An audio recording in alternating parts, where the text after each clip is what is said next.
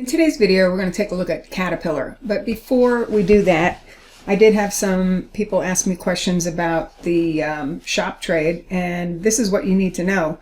If the zone holds and it triggers an entry, then yeah, you would have had an entry. But when the zone is violated, you're not going to have an entry. So basically, there was no trade that occurred with shop. Okay, if you haven't seen the trading plans that I've posted before and you need a copy of it, let me know.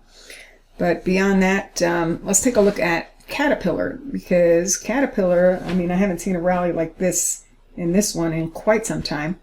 But I want to give you a heads up as far as resistance and where it could falter, okay, and maybe give you a relatively low risk short entry.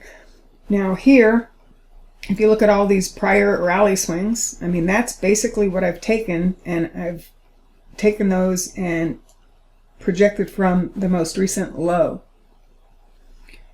And by doing that, I find a cluster, a really healthy cluster of price resistance. Now, the most of it comes in at this 132.93 to 135.50 area. And again, it's from all these prior swings. And in the past, when you had a swing like that, it was typically followed with a relatively healthy decline.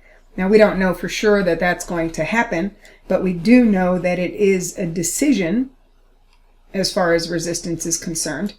And we know that if it stalls against the resistance, and preferably this, higher zone, then we need to wait for a trigger rather than stepping in front of the freight train, because I'm not asking you to just short this market here. What you do is you see if it trades into the area. If it trades into the area and doesn't clear it, you go down to a lower time frame chart and you look for your sell trigger. If you get your trigger, you take the trade and you define your risk either above the high or above the high end of the zone. So that's how you use it. And this is one that I'll be stalking in the next couple days to see if it fails or not.